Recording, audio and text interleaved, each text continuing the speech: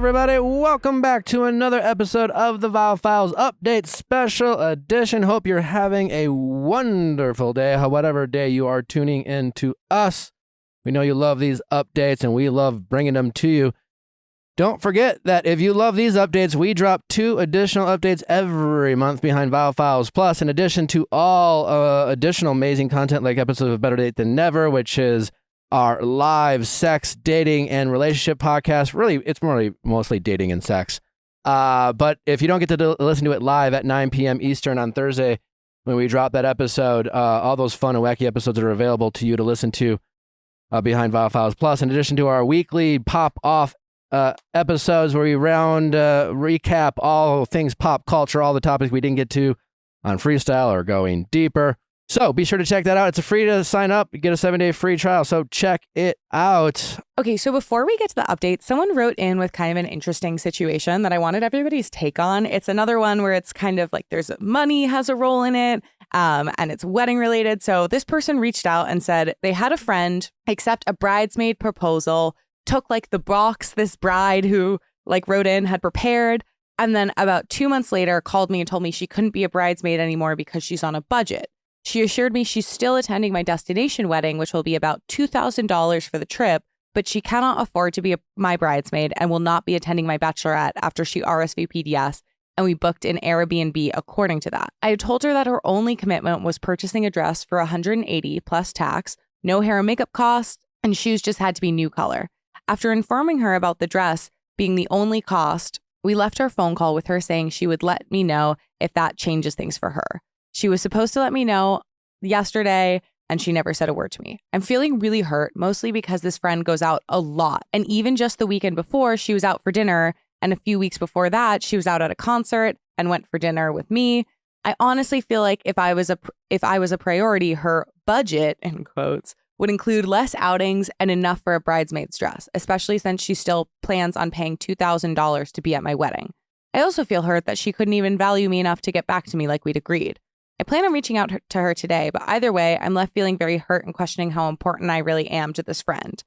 I think it's a really interesting question of this whole, your friend tells you something about their financial situation, and then you observe things about their lifestyle that might, in your perception, kind of contradict that. And so what do you all make of this? Well, it's tricky because she's seeing it through the lens of herself, right? And she's thinking, well, if you're going to spend $2,000 on a trip, why is it so hard to spend $180 more, especially if you're going out all the time and yada, yada, yada. But her friend's thinking, I already have to spend $2,000 on a trip. And that's a sacrifice in and of itself. Does she really only have to be responsible for I don't know maybe there's more to it where is she bringing a date? Well, it also sounds like it involves the bachelorette trip. And so it's in her mind, I think she's probably thinking being a bridesmaid includes not only the day of costs, and it sounds like either hair and makeup isn't a requirement or maybe it's being paid for by the bride. But bachelorette parties, if not done consciously, really can run up as well. I think the difference there is, I don't know, because I can see the bride's perspective of it doesn't sound like maybe that would have been a big deal to cancel, but it sounds like she originally said yes. They booked an Airbnb for a certain amount of people, and now this bride or the maid of honor is responsible for turning around to everybody else who's going and saying, actually, it's going to be more expensive because we're not splitting it 7 ways. We're splitting it 4 ways. So yeah. I think maybe the dress would have been fine, but she thought the trip was also part of kind of being a bridesmaid. And so she doesn't maybe want to do the bachelorette trip in addition. I feel like I hear a lot when it comes to weddings that it's about the numbers, so to speak. Mm-hmm. Because why do you want someone to be a bridesmaid who doesn't want to be a bridesmaid? That's my first thought when listening to this letter. It's why honor them with the honor of being one of your bridesmaids when they don't even want to fucking be there? And yet she's almost begging and negotiating with, it's well, you don't have to do this, but all you have to do is this. Can you just please stand there? And is it just because the ratio of groomsmen to bridesmaid, it throws it off, and that's why? I mean, Yeah, it's sometimes, yeah. You got to have people walk down the aisle together with photos. You need them even on both sides. I also think there's maybe more of like the sentimental look at this where it's like she wants her in the room, like getting ready with her, but like before she like actually goes to the bridal suite and then walks down the aisle, or like she just kind of, it's like a sentimental value thing where like the title does mean something to her. It like means a lot for a friend to say, I care about you and I want to show up for you. And But there's she this doesn't. yeah, but maybe the friend isn't ready to like let go of that truth, you know, or isn't ready to accept that truth in any way. And so it's also a she's just slippery like, slope now because she's clearly seeing her on social media, analyzing how much she's spending in other arenas. And it's kind of like, okay, well, we also don't know. Like maybe her friends took her out and treated her. Maybe it's like now to be like, Also, oh, but you can do this dinner, but you can't pay for the dress. It's like, oh, that's not healthy either. Oh yeah, because like to be at your wedding, like they can't go out. Yeah. Your wedding isn't supposed to be some sort of burden on other people. Totally. more generally speaking, have you guys had scenarios where a friend has said, I can't afford something, and then especially like potentially like roommates in the past, where it's like you see their lifestyle firsthand, and like when they say like, I can't do this thing, whether it's related to you or not, you're just like, yes, you can. Just don't get Postmates 3 nights this week. Yeah, but like that's the thing. When someone says I can't afford something, it's relative. It means I don't value it as much as you do. I don't want to spend that type of money on that thing that you want to. Yeah. And we all value things differently in how we spend our money, you know? Like she's thinking, I don't want to waste $180 on a dress I'm never going to wear again. Yeah. You know, I'm not agreeing with the friend. It's just more like at the end of the day, I feel like when it comes to weddings, you just gotta, if it's something you're gonna worry about it, don't worry about it and just cut it off. Yeah. I don't know. Maybe that's too cutthroat of me, but I do think to the bride, like, I don't think there's any way you can win in trying to have a conversation about what she is spending money on. I think there's no way where you don't trigger insane defensiveness, where you don't like draw, like that's the kind of stuff that will like draw, I think, a permanent wedge in a friendship sometimes, is like feeling, if someone feels like that, like disrespected, and I think money can be so sensitive. And like, so I do think it's like, you definitely can't point out the money thing. if you want to have a destination wedding, have a destination wedding. But $2,000 on a trip that you didn't pick is a lot of fucking money. I mean, sometimes I had to go to Puerto Vallarta for a wedding. I was like, oh, Puerto Vallarta again? Like, you know, if I'm going to take a vacation, people have to use their vacation days. They got to spend that money. It is a big fucking ask for everyone. So Natalie and I are getting married in Georgia. And honestly, I hope people find it inconvenient, you know, so they won't go, you know, but we're going, like, that's where we want to get married. Don't worry. I already found an Airbnb. Yeah. Great. But my point is like, you have to recognize that it's your day and choose it. Good for you that you wanted to get married in wherever the fuck, Mexico, Jamaica, whatever. But like, that is a huge ask for people to like take their limited vacation days and money to go on a vacation they didn't choose. And I'm sure it'll be fun and I'm sure it'll be great and yada, yada. But like, you know, maybe they were saving up to go somewhere else they didn't get to go to, you know? So yes, is all to say, not a good way to justify it by like stalking their Instagram page and critiquing them like living their life they want. They're already making a sacrifice by showing up. Could this friend step up? Like, does this person have the right to say, you know what, this friend is choosing not to prioritize me as much as I want them. I only want to get married once. They don't want to share this moment for me. That makes me sad. Makes me want to evaluate my relationship with them, sure. And she has the right to say, listen, like, I really, you know, if you're right in the assumption, I want to experience this with you. You're my friend. You've been there for, you know, all my dating stories, and I just want to have you there on that day, you know? And so like, but if she doesn't want to, yeah, I would just fire her as a bridesmaid. She doesn't want to be a bridesmaid. And, you know, either ask someone else to replace them. Because wouldn't you rather have someone else who would be more honored, or just cut off that bridesmaid? And, you know, maybe there's a guy who doesn't need to be a groomsman. I don't know. Sorry. One girl gets dismissed, so we have to make cuts from the other side. There's ways of figuring it out. Oh, totally. Right? I just, you know, weddings don't need to be cookie cutter. No one cares. No one's going to be like, oh my God, did he walk down by himself? You know, like no one gives a shit, you know? Yeah. It's just like, it's a fucking wedding. Enjoy your day. And don't let this kind of tipping point with this friend, you know, ruin the wedding plan experience. I don't know. I don't think it's worth it. Anyway, my 2 cents. We have some great updates for you. Again, don't forget to check out Viall Files Plus for more updates. If you can't get enough of these, get to our callers. Question time with Nick. Let's ask Nick your sexy questions. Welcome back, Greg. Hey, how's it going, you guys? Good. So last time we talked to you, not too long ago, you called up with a very vulnerable but juicy story from our end about your dad essentially stealing your girl. Yeah, basically, yeah. Yeah. Well put. Well, let's play a quick clip from the call just to remind our audience. My name's Greg. I'm 24, and I'm looking at reaching out to my dad, who last year broke up my family by cheating on my mom with a woman who I was interested in, and who was her boss. Your mom's boss?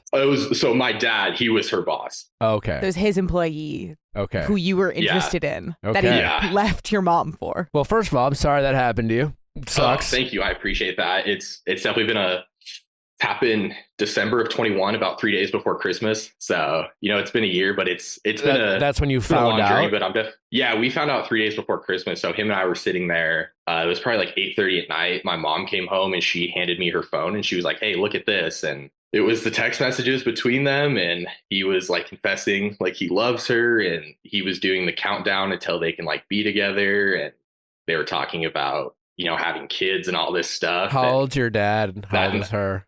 She was a year younger than me, so I'm 24. That makes her 23. And then my dad's 50, or he was 53 at the time, now 54. Okay. So they push you. So yeah, definitely Larger than your age gap. Certainly giving me a run for the money. Yeah. Do you have any contact with him? What do you know about his life? Is he still dating this person? Last April, he admitted that he was still seeing her. They were living together. They have a dog. But yeah, so I kind of gave him the ultimatum. I was like, hey, it's kind of me or her. Like, either you choose to have a relationship with me, or like you have a relationship with her. And he chose having a relationship with her. And yeah, now I'm here. I think there's a way to have a relationship with your dad while still having some pretty, defined boundaries. And maybe it's just an honest conversation with your dad that goes something like, listen, like, at the end of the day, you're my father. And like, you're aware of how much you hurt me. I don't respect what you did. And I have a really hard time accepting what you're doing, but that's your life. But you are my father, and I want to have a father. And yeah, if you want to have a son, I need to see you go out of your way to mend some fences. If you're going to be with this person, so be it. Like, I can't stop you. I hope that you can respect that, and I hope that you at least can understand why it's so difficult for me. So I'd like to have a relationship with you, but I don't want to hear about her. I don't want to be involved in her life, and I need you to go out of your way to have a relationship with me while separating her from it. Yeah. I think that's reasonable. Yeah. Remind our audience, just kind of quickly paraphrase what happened and what was the advice that we told you, and where are we now? Yeah, so I reached out to you guys. I was just looking for help to reach out to my dad, who broke up my family by cheating on my mom with a woman that I was seeing. So yeah, I reached out to you guys, and you guys gave me some great advice. And that's why I reached out to you guys. And so essentially, by the time you called, really, this had happened a while ago. And so the advice that you were looking for, remind me if I'm wrong, was that despite everything that happened, you still, and understandably so, wanted to have a relationship with your dad. Some time had passed. He's still dating the woman that he Blew up the family for before but Christmas. at the end of the day, we only have one mom and one dad. And when it comes to family, as messy as it can be, like the desire to have him in our lives is a strong one and a valid one. And so what was the advice that we gave you around that topic? Yeah, you gave me some excellent advice. You told me to just set boundaries with him, and set boundaries of, I really don't care to hear about her. I just ask that you meet me where I'm at, and we have a relationship that's focused on us. And set the boundary of, I don't really want to hear what you guys are doing. I don't really want to know about your life. All I ask is that you just focus on having a relationship with me.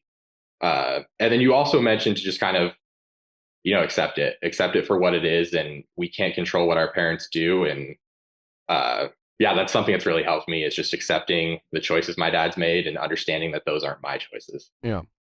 So did you reach out to Pops? Yeah. After we spoke, I took a week. I just collected my thoughts, really just thought over everything. And I shot him a text. I was like, hey, this is out of the blue. I love you. You're my dad. I do want to have a working relationship with you. And, whenever you're free, I'd love to get together and just talk and, catch up and see, just talk about having a relationship. And he texted me back the next morning, and we kind of went back and forth a little bit, just catching up a little bit about life. And then we actually spoke yesterday. So the conversation's fairly fresh. Okay. And?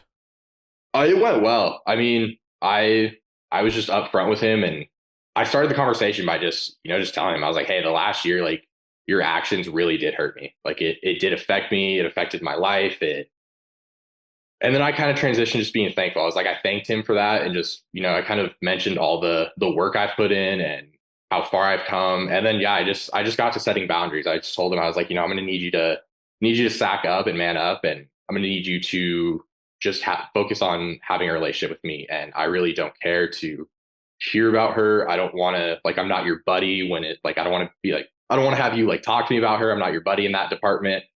And then I also set the boundary because he asked about my mom and how she was doing. I was like, it's another boundary I'm going to set. Like, you don't get to ask like how my mom is doing. Like, I just, to me, that seems inappropriate. So I set a lot of boundaries with him, and he was very receptive to it. He was like, yeah, no, I understand. And he kept apologizing. And there was one point in the conversation, like after he apologized for like the 10th time, I was like, I do challenge you to kind of look inward and figure out like why you made the choices you did. Yeah.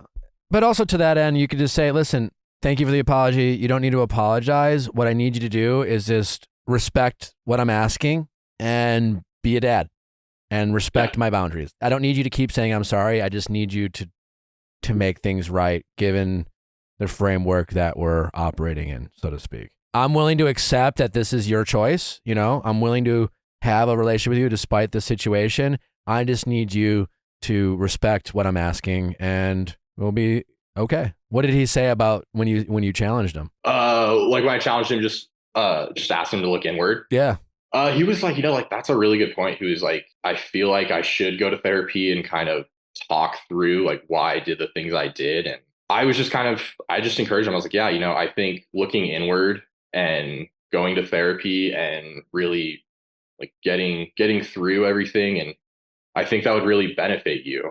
And he was like, yeah, maybe that's something I will look into. So he was very receptive, like when I challenged. Good for you. Him on it. Keep challenging him, and if nothing else, I got to imagine hearing from his son do the difficult things like prioritizing their mental health and doing this. And you can even challenge like, well, you're the one who made these choices, and I'm not trying to, bring up old wounds, but if I can go ahead and do the vulnerable thing, like get therapy and realize that I need some help and I need to not let my, struggles in life or my feelings and, because I'm sure your dad in his head is able to justify all his choices. Well, I felt sad. My needs weren't being met or what, I promise you, he was able to convince himself why doing what he did was his only option. Otherwise, he wouldn't have done it, right? Or why he deserved to do it or yada, yada, yada. And, he might not, he's fine. He's with this person now. But, I mean, to challenge him, just be like, you still haven't really addressed all of this. And if I can do it, you should too. And it will really disappoint me if you don't. Don't be all talk. I want a dad who's more than just all talk because, I want your actions to bring us together more than, And that's something I got annoyed. And that's probably shame on me in the conversation. Like when we were talking, I just got annoyed the amount of times he was apologizing. Like, you can say you're sorry, but like, how are your actions going to back that up? Yeah. So as always, I think you reaching out was a big deal for yourself and for him. And I'm sure, I bet you impressed him, and just keep loving him and keep challenging him. It's always, it's like, we just always have to find that balance of when we want to challenge someone, we have to make sure we, sandwich them with love. How are you feeling about this? Like, do you feel, where's your kind of heart around this topic? I feel good. I mean, after the conversation yesterday, I was like, okay, like I do feel like we're on a good path. There was one thing though, he asked me, he was like, do you see yourself like if her and I continue to date, do you think you could get to a place where you could like be around us? And I just looked at him and I was like, fuck no. Like, Also, I would say, hey, Dad, Greg. maybe I'm not getting through to you. Even if that, like, even that were possible, is this the conversation that's really appropriate to ask?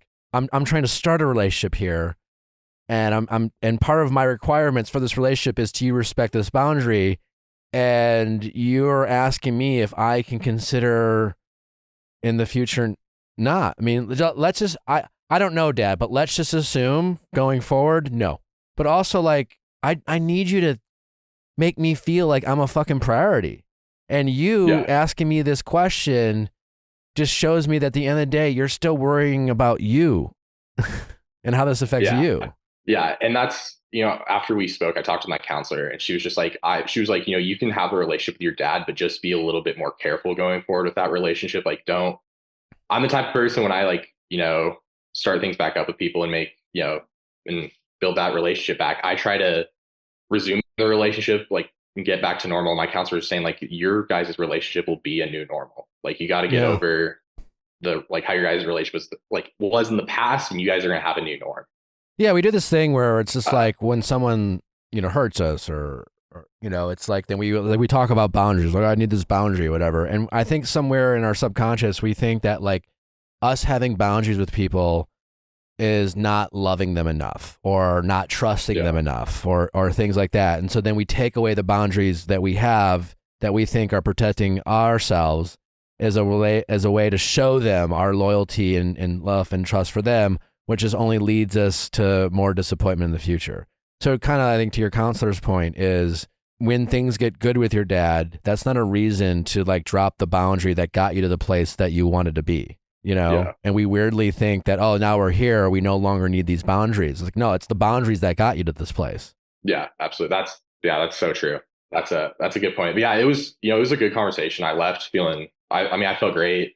Amanda, brought up when we first talked about just, letting my friends just, if I need them to support me during difficult times, like to just let them do that. So I reached out to my buddy prior to meeting with him and I was just like, hey, like, this is what I'm doing. And he was great. He was like, yeah, I love you. Like, I support you. If you need anything throughout this, like, I'm always a phone call away. Like, I'm here to support you. If you need to just like talk about it or, practice what you're going to say to him. So that was another great piece of advice. So thank you for that, Amanda. Yeah, of course. And you deserve to. You seem like an amazing friend. So it's like, I'm really glad you're getting that back. Greg, we love you. I love you. Y'all are too nice. Y'all are too nice. You guys can come up to Washington and hit the Bromita Triangle with me and my friends. Hell yeah. And also thank you, because I went to my first Al-Anon meeting in 10 or 11 years. So how was it? It was good. It's one of those things where it's like, I don't know why it's so hard to show up, because it's always good. I'm always glad I went. I feel a strong, like, it's, I feel like a strong sense of like the opposite of loneliness. But somehow it's just so hard sometimes to show up. And so like, truly, helped me do something I was trying to do for 10 years and couldn't. And so I'm very grateful. Yay! Yeah, absolutely. Yeah, no, like I told you, I was like, that first meeting, I was so anxious driving there. I was like playing my like pump up songs that I played to go to like the gym or stuff. And I was like, why am I so anxious? But it was great. It's really a great experience. And I was supposed to go yesterday, but met with my dad. So I'm going to go this Thursday. Sweet. Yeah, that's something I've been doing, is like trying to find like alternative ones. That way it's like, it's not like, oh, I fell off the wagon and now I'm never going to go again. But like being like, okay, how do I like make this like easy to fit into my schedule and not something I like beat myself up about when I don't go to the one that I thought I would go to, etc. Yeah. Well, and I like the one that I go to on Tuesdays because it's a bunch of moms and I'm just like a 24-year-old dude. I feel like Greg and the mommies, they're all super sweet. Yeah. Seems like a great combo. Yeah. I haven't met a mom that doesn't love me. So yeah, I fit in well with the moms. Keep that humility. No, I'm just kidding. All right, buddy. Thank you very much for the update. Please continue to update us on any progress when it comes to the relationship of your father or anything else. We appreciate it. And congratulations on taking this very big step in your life. And it's just only going to lead to better things. Yeah, no, I'm really excited for my future. And I definitely think this is going to help me. I think just having this tough conversation is going to benefit me as I start to build my life and get into relationships and, and I'm excited to be a husband and a father. And I know this experience is definitely going to help me. So thank you guys for all your help and your guidance. And I genuinely appreciate it. All right, appreciate it as well. All right, thanks, buddy. Yeah, absolutely. Take care, guys. All right, take care. Bye-bye. Bye-bye. So, for those of you who like instant gratification, we have an update from this week's very own Ask Nick episode. Our caller, Melissa, who was called while she was in the middle of defining the relationship and needed some help, needed to bring in backup, so to speak, because the DTR process was not running entirely smoothly, sent in an update for us. Melissa says, I have an update for you all. I now have a boyfriend. The conversation went so much better than I thought it would. I was so nervous he was going to think I was being pushy, and he definitely didn't. He said he could sense I wasn't feeling great about things, and then I said exactly what Nick told me to. I said I've been really enjoying these past few months, and I've really enjoyed our trip together, and I think it's time we take that next step, and I'd like you to be my boyfriend, and that maybe we shouldn't move forward if he didn't see that. I also threw in there that this doesn't mean it is a forever commitment. We could break up in a week, in a month, who knows? But I think we are ready to take the next step. And he agreed and smiled and said he doesn't have a problem with us taking that next step. I left his house feeling so much better and so relieved. I'll keep you updated as time passes, but just wanted to say thank you all so much. I love your podcast. It has gotten me through the hardest times, and I am so happy to have been a part of it. Great. No notes. I don't know. No notes. Perfection. I mean, we'll see where it goes. I would have loved maybe him to be a little bit more enthusiastic rather than say I don't have a problem with moving forward. But hey, It was paired with a smile. we ultimately got what we wanted. Yeah, Yes. sometimes men are just Yeah. terse communicators. Yeah, we we lack enthusiasm at times. Okay, there's definitely a Tom Sandoval joke in there with enthusiasm, but we're not going to make it. Yeah, as long as you have your t-shirt on. All right, let's get to the next caller. Welcome back, Elizabeth. How's it going? I'm doing well. Thank you for having me back. Oh, love to have it. Thank you for taking the time. Last time we spoke, it was on Kristen Doty's episode of Going Deeper. You were considering firing your maid of honor. Yes, I was. I have not. You have not. All right. Well, let's play a quick clip before we get into the update, just to remind our audience a little bit about that call. How's it going? Hi, my name is Elizabeth, and I'm 26 years old, and I'm considering firing my maid of honor. Okay. All right. Well, tell us what is going on with your maid of honor and why you're thinking of firing her. So I asked her to be my maid of honor a few months ago, and ever since then, she has canceled every plan we have made, whether it be FaceTime, in person, anything, at the last minute. All of them. All of them. I just went through this not that long ago with one of my best friends who got married and one of her bridesmaids that I was a bridesmaid in the wedding. So. All right. I'll be the shitty maid of honor. Are you ready? Mm-hmm. I've realized I'm an idiot. Fair. I leave for Arizona on Thursday. Wink emoji. Winky face. Not Friday. LOL. We could do breakfast on Thursday? ? Exclamation point. This is a new interaction. We're back on Wednesday, So, March 1st. Did you not respond to that? I did respond. I think I said something like, yes, that works great. And this is like And then she Tuesday ended up late canceling. night. Okay. And Yeah. then So next, this is like the start of the next flake. and then next Wednesday Yes. it was Which story is of, the next day. Yeah, let's do when I get back to Arizona on Sunday night. Are you free the 6th, Monday? Let's definitely wait until you're back. I'm in class Monday and Tuesday, so how about Wednesday? And call Friday. Friday, March 3rd rolls around. Yay. Call me whenever you're free. Heart eye emojis. Perfect. You said anytime before 1 your time, right? My day has been insane since 6 a.m. Oh my God, yes. We can do closer to 1. Just let me know if that works. That day at 12:13. Is there any way that we can break things down for me, what you're looking to discuss? Then we can do something next week and go in depth. I just want to give this time and I'm unwell, LOL. Why does she keep LOLing? And she's clearly unwell. Also, you just want to talk, like you just literally want to connect for the first This time. is your best friend, and you can't just jump on a quick call, but you can spend a million hours sending these dumb text messages. And now she's asking for notes as to why she should make time?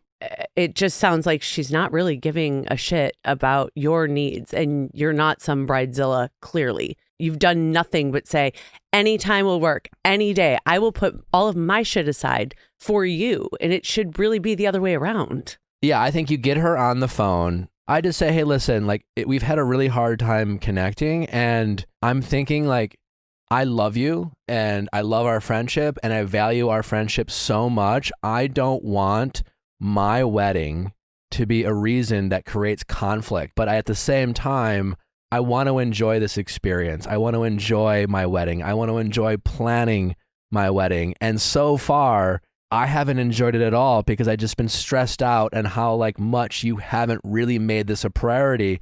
And I just think maybe like, why don't sort of giving her the out Giving too, her the and out. saying Yeah. like, if you like what you were just saying, Nick, but like to attest to that, like it is, explaining to her, I understand this is a lot and it is a responsibility, and if it isn't something that you feel you can take on right now, just please let me know, and I will give you the grace as well, and sort of say.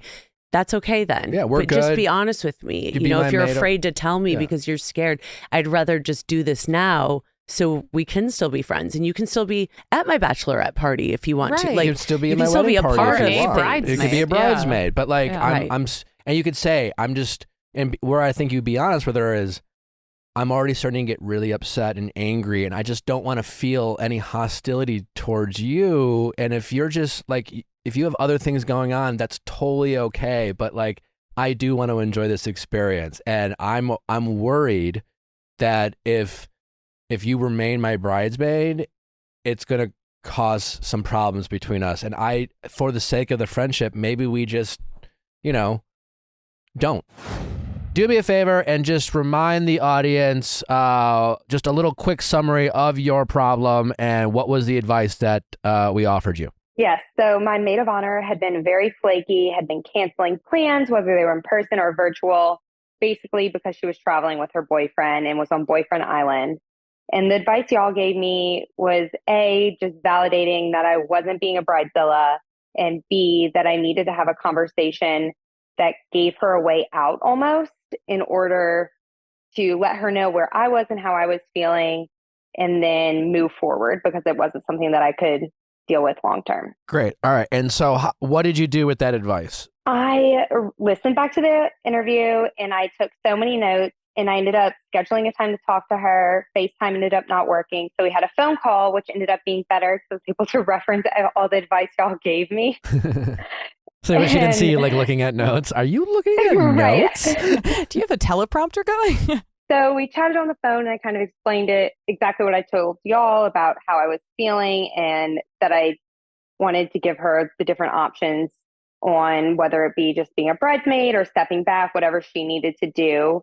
And the response I got was basically that she didn't really get where I was coming from. And the closest to an apology was, sorry, I made you feel that way, and that I'll try to be better in the future. But it was very, I have my own shit going on, deal with it.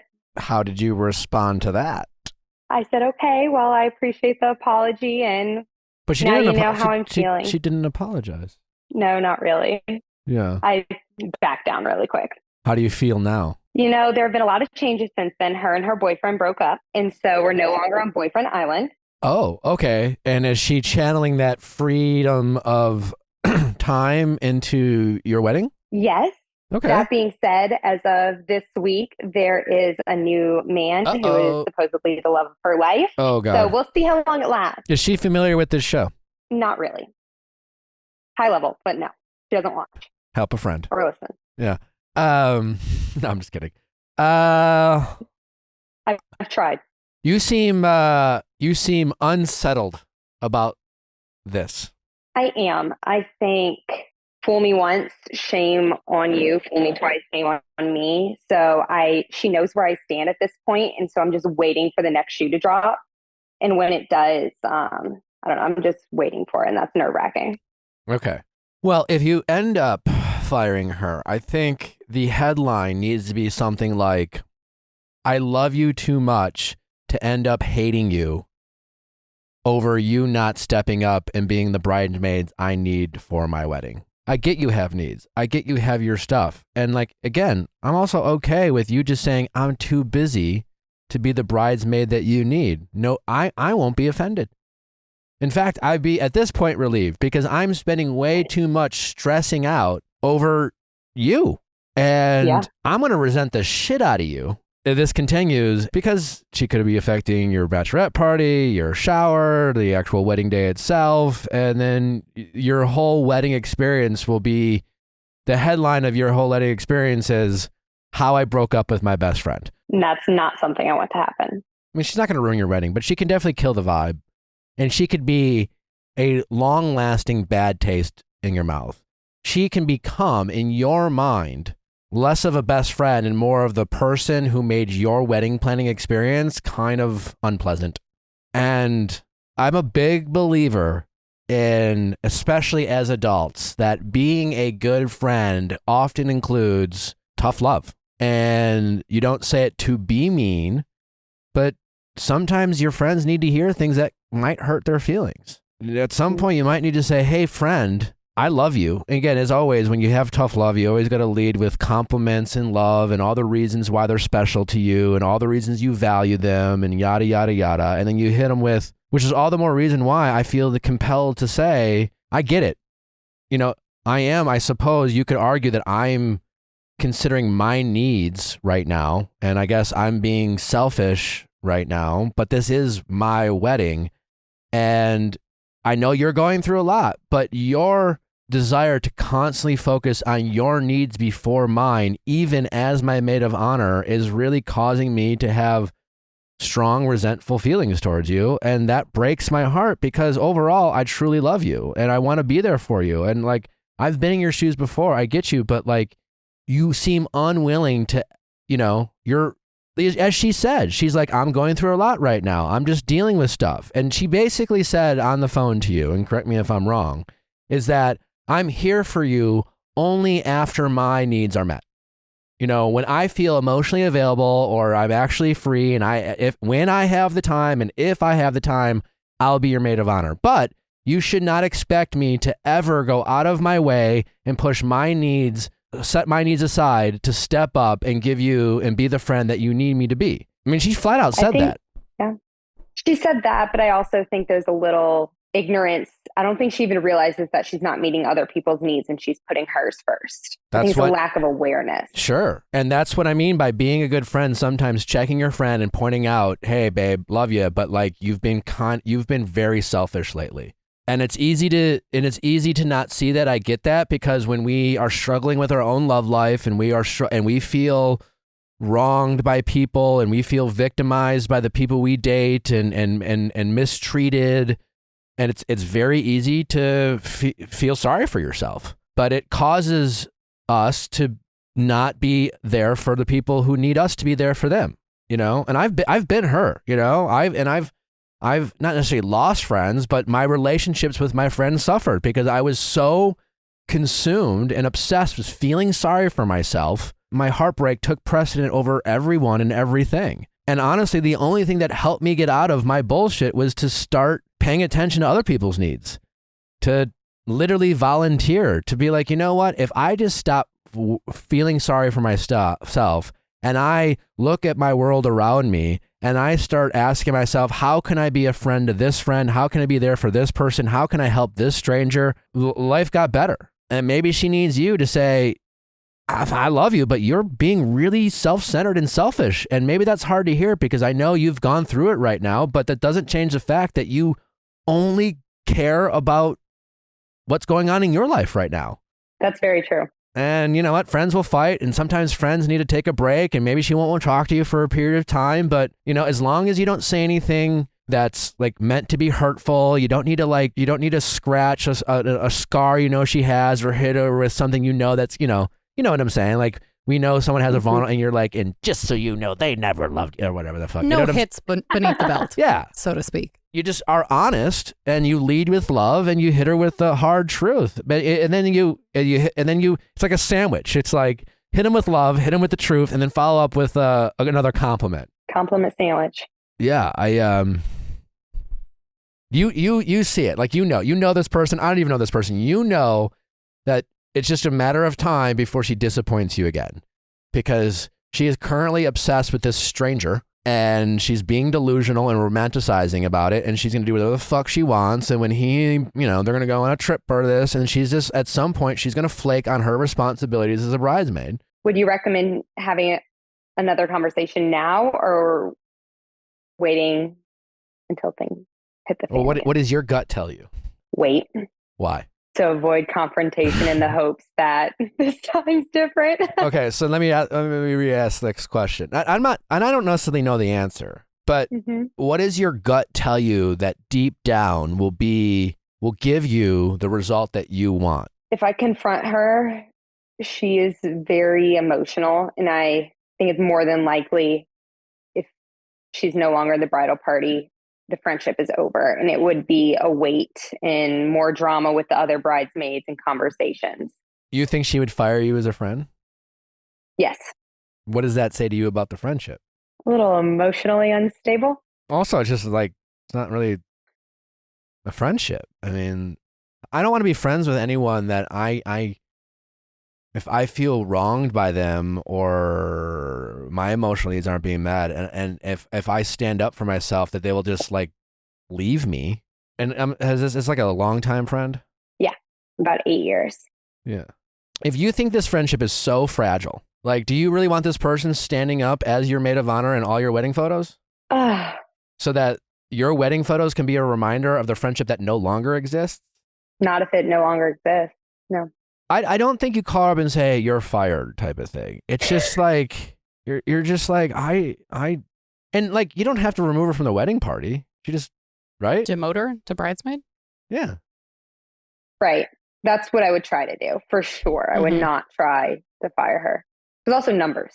Yeah, totally. Obviously, right? I think the priority needs to be your wedding and this experience.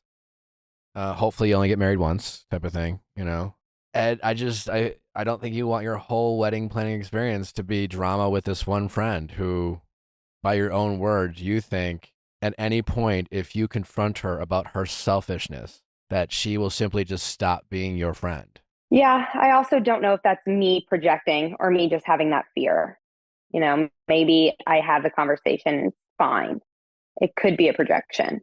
Also, just like, I strongly think if you lead with love and you don't say anything regretful or spiteful or something that it was obviously meant to hurt her, that just because she stops talking to you for a period of time doesn't mean the friendship's over. It just means that she's just going to go ahead and throw her little temper tantrum and find people who agree with her, who behind your back talk shit about you. But like, if she doesn't grow up and mature, or, you know, then you don't want to be friends with her anyways. And if once she settles down and, you know, realizes her actions, there's a good chance she'll come back to you and recognize her behavior.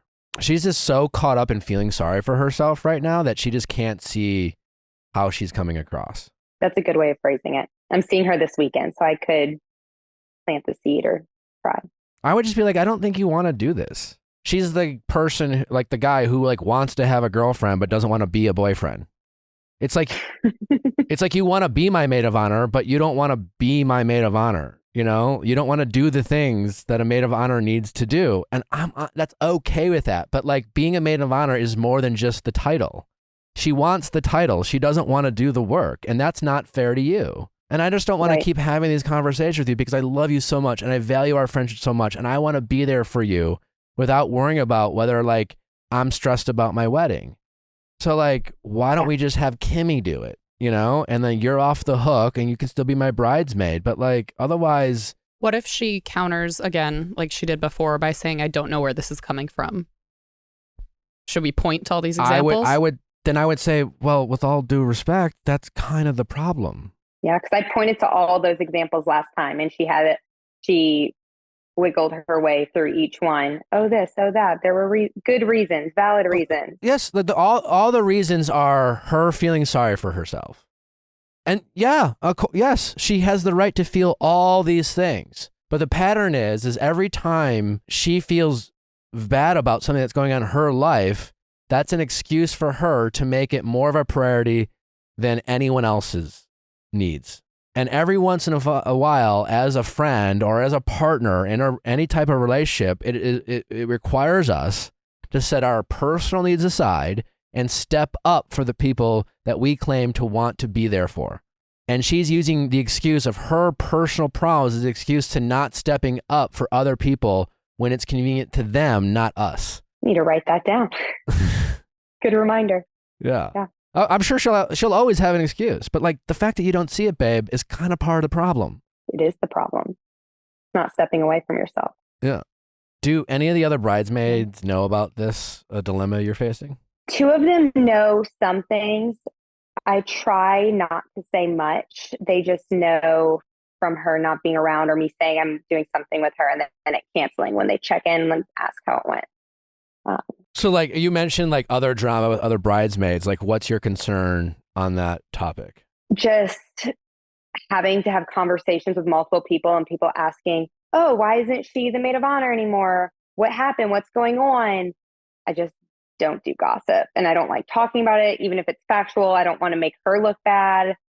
I just avoid it. Great. And I think you could just say something like, oh, we just both kind of decided that like she was just like too busy with other things, and honestly, it became more of like it was just better for both of us. But just because there's obviously a lot to do, and she just doesn't have the time. Like you can fall on the sword for her. You don't say all the things that we've been saying. Like and then it's up to her to like play like just take your lead in that narrative. It's like, oh yeah, like it just was. It's not a thing. It's not a big deal. It's just like, oh, she's just too busy, and I just. She couldn't do it, and it's totally like it just worked out. You can control that narrative. Yeah, she needs a metaphorical kick in the pants, so to speak. We've all had friends that we love and we see all these like great characteristics about, but they get into these type of like emotional ruts and feel bad about themselves, and they're Debbie Downers and they're constantly complaining and they make everything about them. And it gets to the point where they meet someone. We meet the people they meet, and then we say to ourselves, why do they like our friend? And then it's just like, hey, like, what do and like, we're friends with them. We should be vouching for our friends. And meanwhile, we're like, give it 6 weeks, Yes. So she is at some point going to hit rock bottom. Mm-hmm. She will. And I think it's coming soon. Yeah. And I honestly think in these situations, if you are willing to be that friend, to give them the tough love that they need, and you do it with love and you do it with compassion and you're not mean, that while it might put a wrinkle in your relationship now, I honestly think that it can serve you well in the future. You both are only 26. Hopefully you have a long friendship ahead of you and grow old together as friends. And hopefully this will just be a bright spot in your friendship. But someone's going to need to be that person. Because if she's as bad as you seem to be acknowledging, and that I think she is, like we've seen this before, like that person kind of has to hit rock bottom, and they have to like realize that they're the problem, and they need to do some work on themselves, and they have to humble themselves, and they have to get out of their own egos and stop getting validation from relationships in general, and kind of press the reset button. And whoever helps them do that will be a person at the end of the day in the future that they will appreciate. It just will come with a lot of kicking and screaming. Playing the long game. Yeah, very much so. I can try. You can do it. And maybe it's this is I think maybe a good exercise for you. Oh, yes. Yeah. I need it. The biggest red flag of that conversation was the fact that she said, this is catching me off guard, which is a sign of like she's just so in her own world right now. And it's good for me to practice and learn how to have these hard conversations. So in her mind, she's just like, I'm the one with problems. I'm the one who thought I was going to date this guy and didn't. I'm the one who does. You're in a relationship. You're happy. You're getting married. You have nothing to complain about. You have nothing to do. I need you to be a friend for me. You know what I'm saying? Yeah, I just imagine everyone listening to this episode shaking their head being like, fuck yes, I have this friend. Everyone listening has a friend going through this right now. Mm-hmm. All right. Well, keep us posted. This story continues. Yes, it does. I will definitely update y'all. Thank you. All right. Good talking with you. Y'all too. All right. Take care. Bye. Okay. We also have an update from our caller, Lindsay. She was on episode 572 of Ask Nick. And she wrote in because she was in love with her best friend, her male best friend, who had a girlfriend. And she kind of right before writing in, had a situation where she was at an event with him and she wanted to hook up with his roommate or one of his friends. And he'd been very against it, like almost kind of like possessive, protective over her. Also, she met his new girlfriend, and this new girlfriend kind of looked like her. And she said in the past, all of his girlfriends have looked very different from her. So basically, like these things had happened that were kind of making her think like, wait, but does he like me back? Like, what's going on here?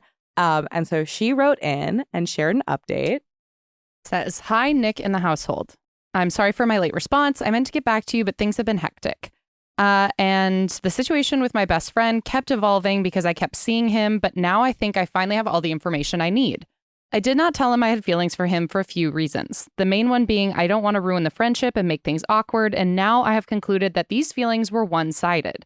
I have seen him a handful of times since we spoke, and each time we are both drunk at parties.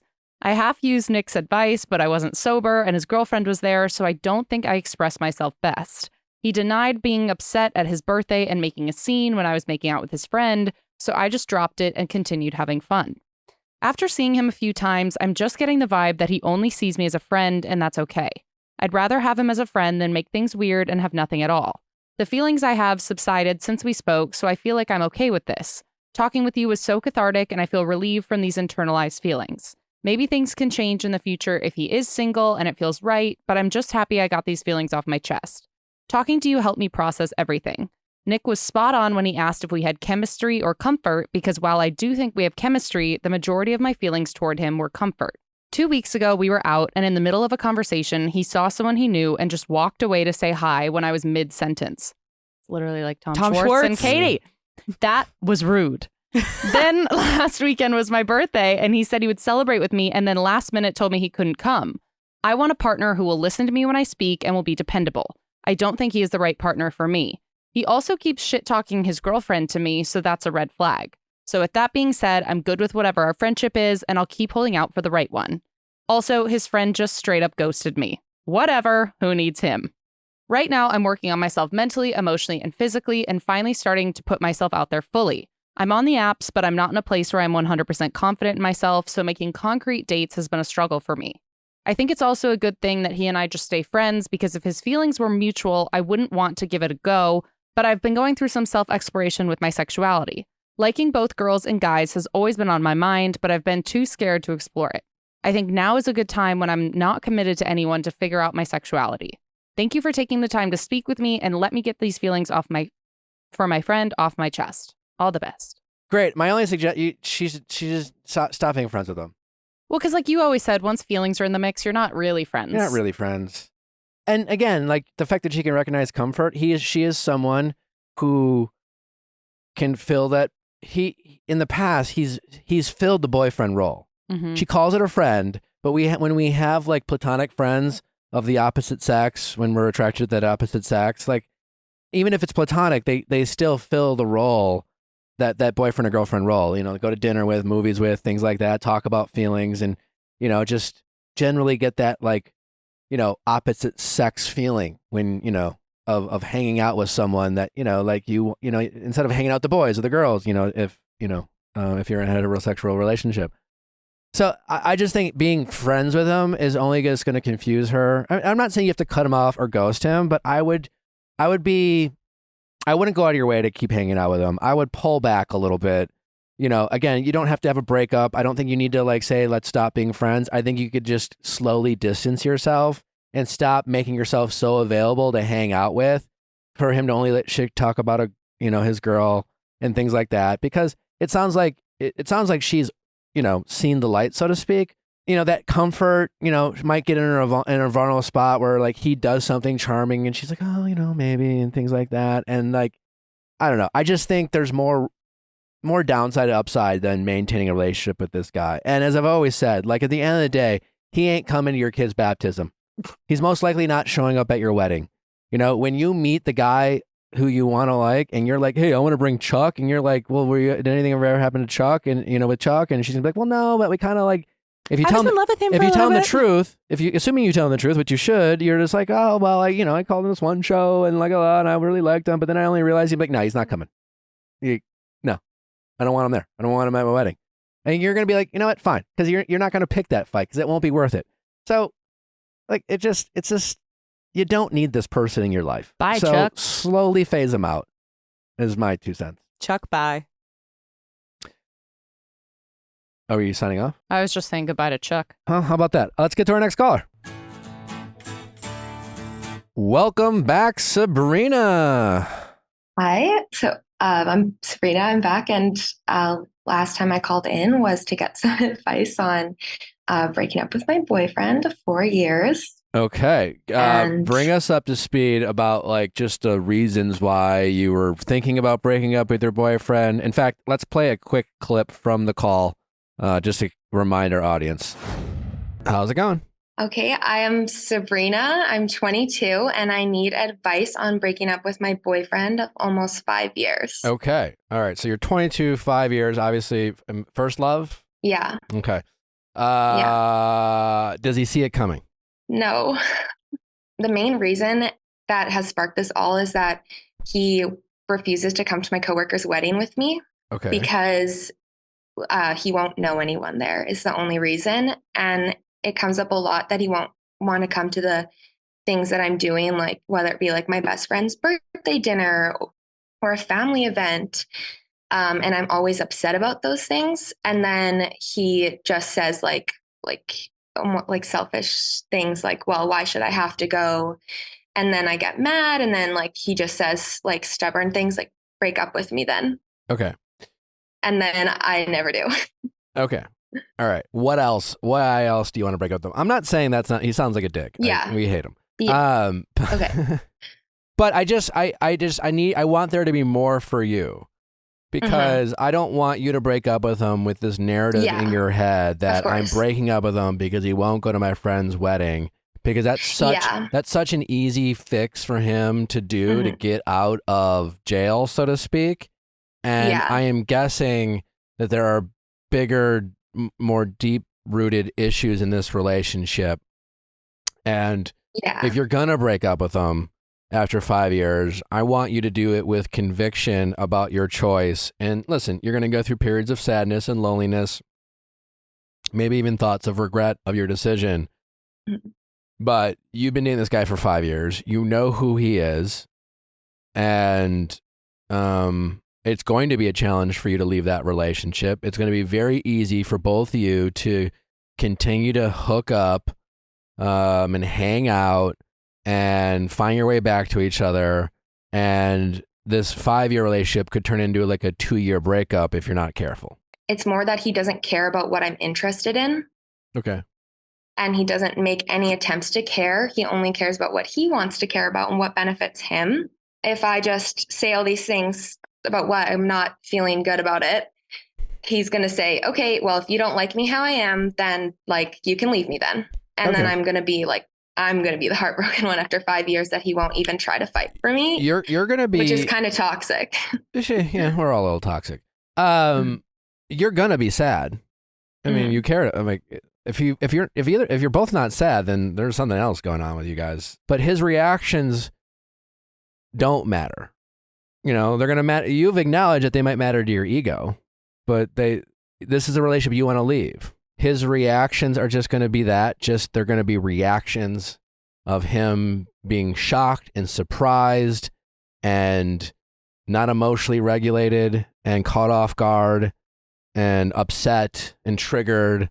None of them are really reflections of how he feels about you or the relationship, and none of that really matters. I need you to get it out of your head, this whole like goal of some sort of clean, beautiful breakup. Yeah. Doesn't exist. And honestly, I don't think you want that.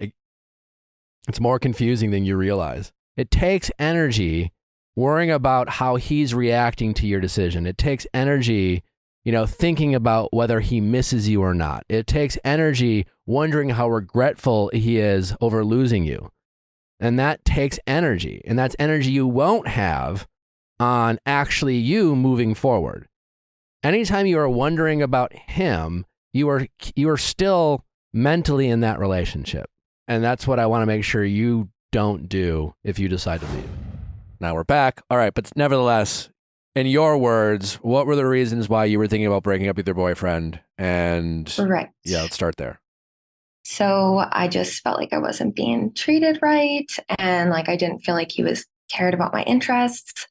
And just didn't really like care too much about what I was doing and I just wasn't feeling loved, Okay. more or less. What was the advice that we gave you? The advice that I mainly took away hearing it from you was that just like to not worry about the outcome and like stop predicting and to just like do it and work with what happens. And I can't be worried about like his reactions. I just have to like do what's best for me. Yeah.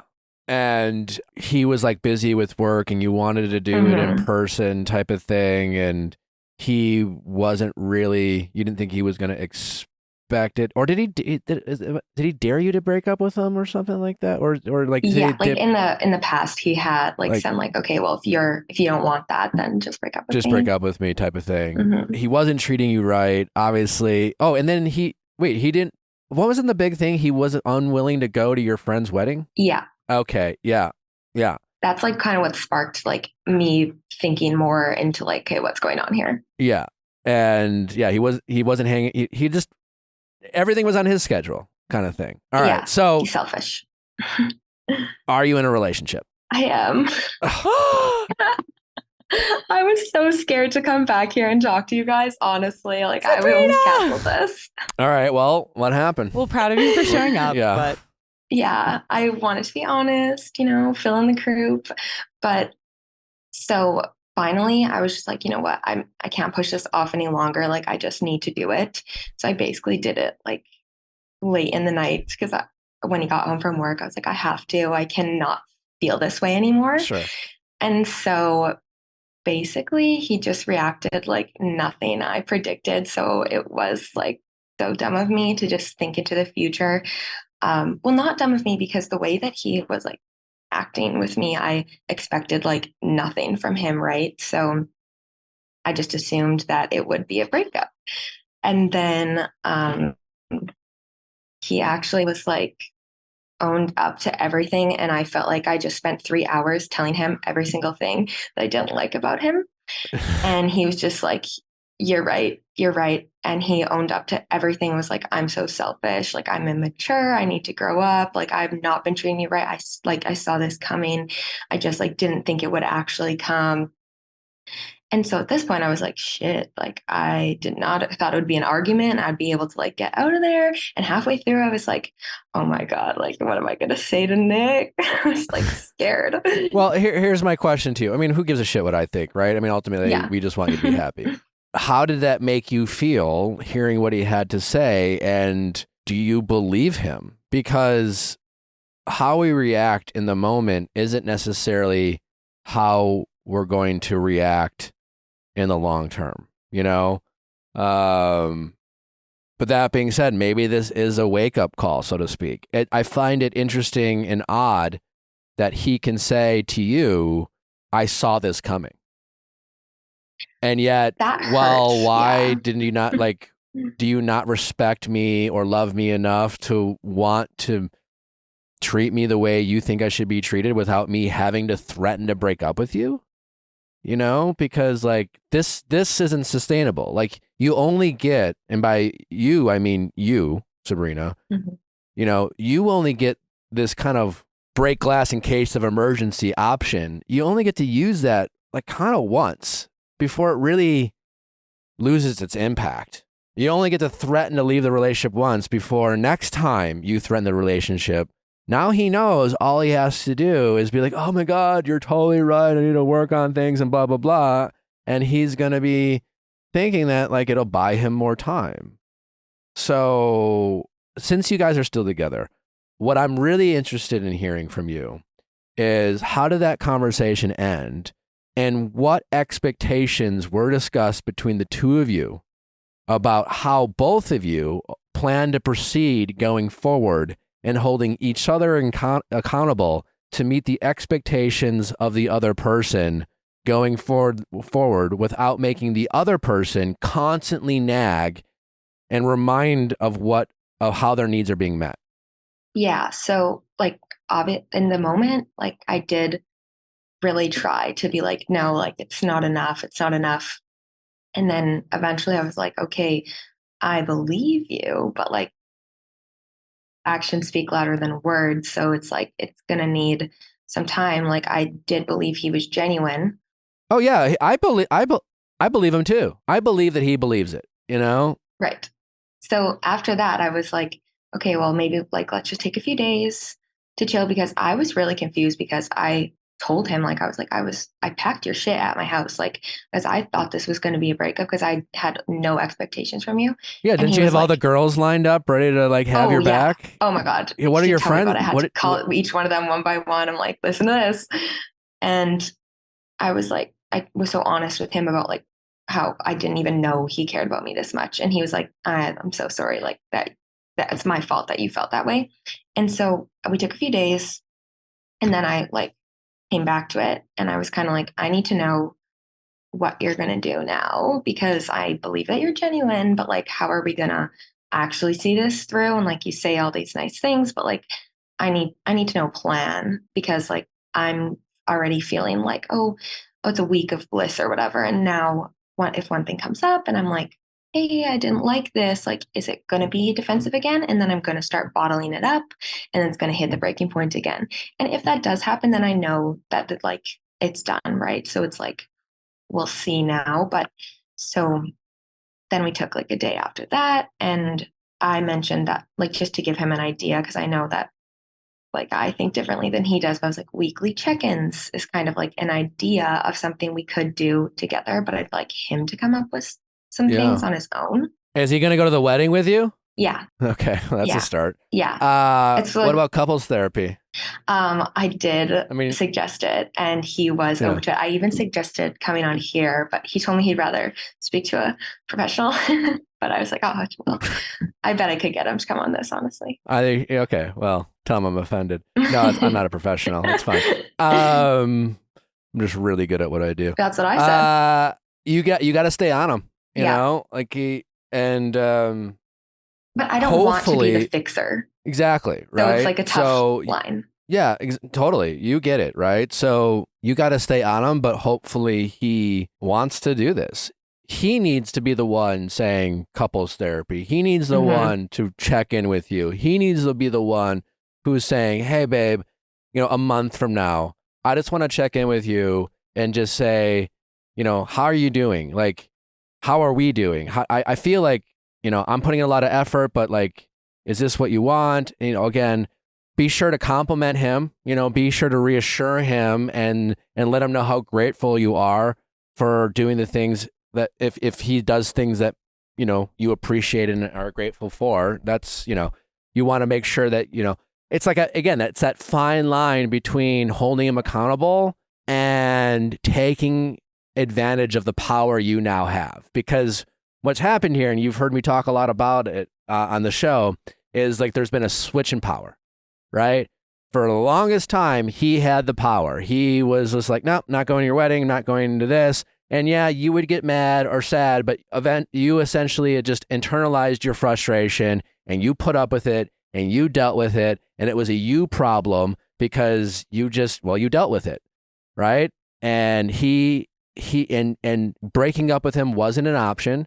So he had the power because he knew you weren't going to break up with him and he got to do whatever the fuck he wanted, right? Without fear of losing you. Now, that's shifted. You have taken your power back by saying, you know what? I am going to break up with you. I am not okay with this. I had my bags packed. I had the girls ready to support me. I am done. And now you have this power. And it's really important that you don't do the same thing he did to you, which is something that a lot of people do, right? Now that you have your power, you get power hungry. It's like, well, fuck you. I dealt with your shit forever. You know, I want you to squirm a little bit. You know, I want you to feel like a little unsafe in this relationship the same way I felt unsafe for so long. But that you can't do that, unfortunately, right? Because the goal of a relationship is to be equals, to be connected, to be on the same level. And, you know, so you want to hold them accountable, but make sure that you're not taking advantage of the power that you have. So again, just be sure to reassure him, compliment him, show your appreciation, show your gratitude. Hopefully he's doing the same in return. Check in with one another, prioritize the us and the we and staying connected. and see where it goes. But how old is he again? 23. Okay, still young, and that's the only thing that I'm worried for you. It's just like, I'm really curious how he is going. If he meets your expectation, I'm really curious if he is going to feel fulfilled in this relationship. Yeah. And it's not a you thing. It's just like, does 23-year-old him, does he really want to be in the type of relationship that you want? Because he's agreeing to do this right now because he knows that's what you want, and that's what he now, you made it very clear it's what you need to be in this relationship. But his actions leading up to this conversation showed that what he wanted was independence and freedom to do whatever the fuck he wanted and yada yada, hang out with his friends and all those things. And I'm really curious if in 6 months, can he meet your expectations of the relationship and still be happy, I guess, and I guess time will tell. But just prepare yourself that him meeting your expectations, people could say they need to grow up all the time, but they might not want to grow up. Well, that's one of the things I was saying when he was like, not fighting me on it, but like arguing me, saying like, I will do it. Like, I want to do this for you. I was like, but like, you don't have to. Like, there's going to be some people who it's easy for them to do it. It's not a chore for them to do it. Like, yeah. And I like saying maybe we're just not right for each other. Like, because someone will willingly want to do these things for me, and somebody may not care if you don't do these things for them. And he's like, no, I want to do them. And I was like, yeah, he's got to want to, because if it feels like he's only doing it Yeah. for you, he's just going to get tired of it. He's just going to be like, you know what? Fuck. And I'm also, everything he does for the relationship can't feel like a chore. Like, relationships are about sacrifice, but if you constantly feel like you're sacrificing for your partner, it gets old. And that's where compatibility comes in. You have every right to expect what you want in a relationship, but it doesn't mean the person you want to be with is capable of giving you what you want or even wants the same thing. And they might like the idea of the relationship and they might love you because you have a history.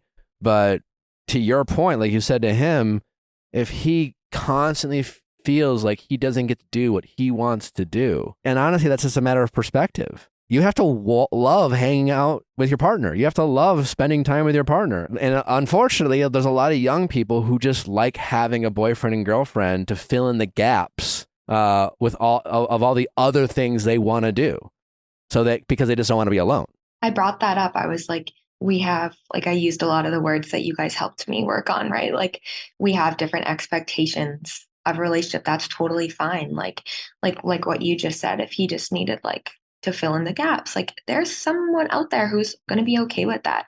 But he was like, no, I want to be with you and hang out with you and you're my best friend. I was like, but I don't feel that way. So if you think that I am, then you need to show me that more, because I had no idea that you even felt like that. Well, good for you. I mean, listen, I think no matter what, it was positive that you finally spoke your truth, so to speak. It sounds like you feel a lot more seen and heard by your partner. That's really important. Time will tell. Yeah. If this will last. I mean, what's a few more months? You've been dating for 3 or 4 years. I always felt like in relationships that didn't work out for me, I was always glad that I stayed in them maybe a little longer than I realized I should have after I was out of them, but I never had regrets. I never left. Of all my relationships I've ever had, I have no regrets.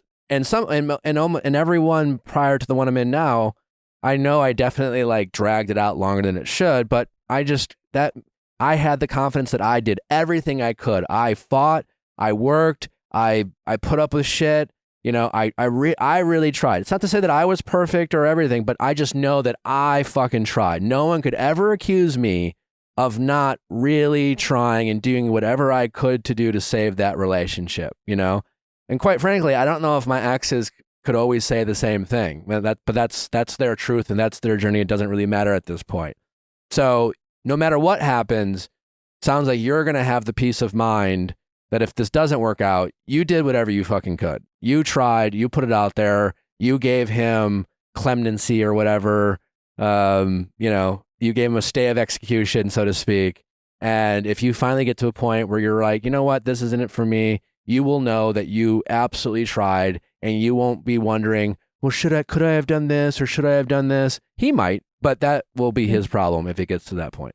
Yeah, that's one of the things I was thinking about, like obviously taking some time to reflect on his and I conversation. And I was thinking like, truly, what is a few more months? Like I'll always wonder if like this could either be like the best thing that I've ever done for our relationship is have this conversation, or it's going to be like, yeah, what you said, it's going to solidify in the future. Like, okay, I exhausted all options and I'm like happy with my decision. So I think I'll come to terms with that later on this summer, probably.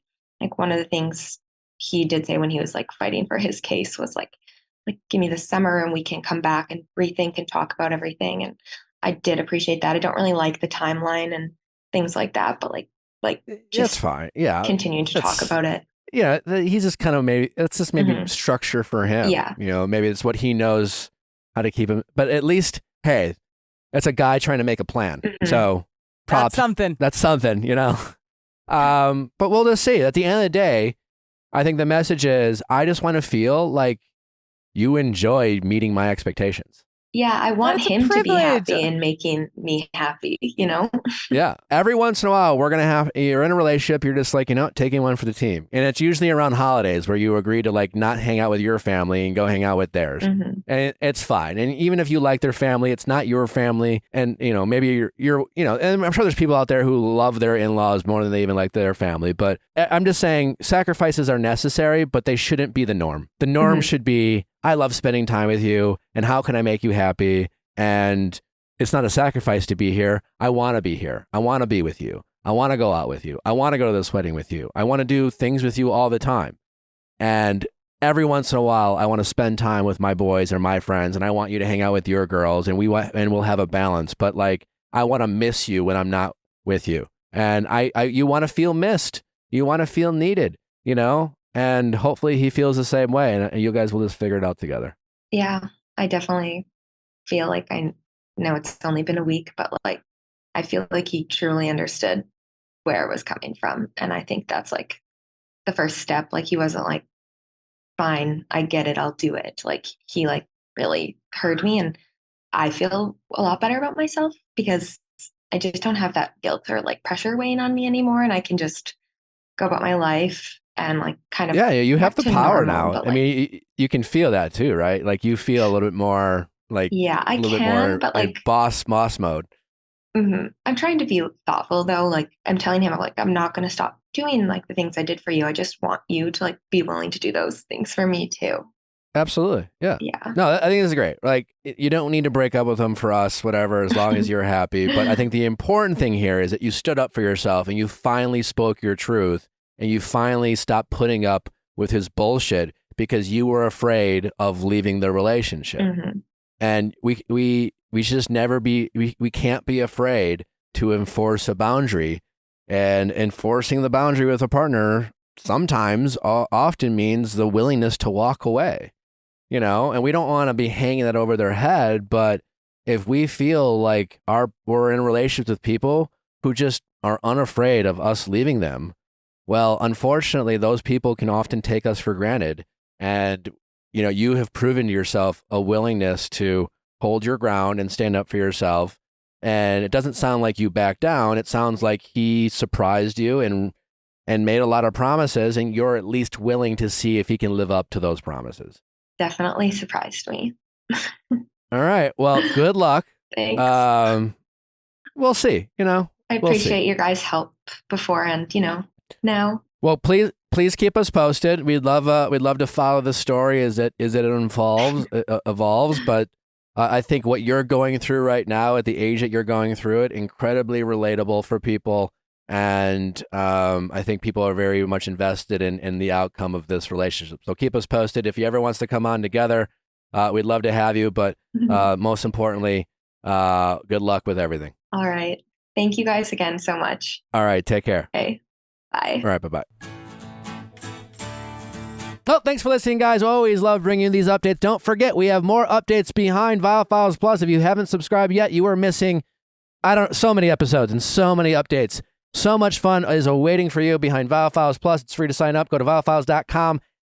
And right on the front page, it's just a couple clicks away. You can listen to those episodes the same way you listen to Viall Files Classic. Hope you check it out. Trust me when I say it is worth your time. Other than that, we'll see you back on Monday. Bye.